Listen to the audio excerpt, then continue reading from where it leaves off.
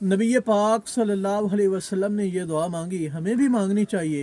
اللہم انی اعوذ بک من الفقر، اے اللہ میں تیری پناہ میں آتا ہوں غربت سے، یعنی مجھے غربت سے، فقیری سے بچا۔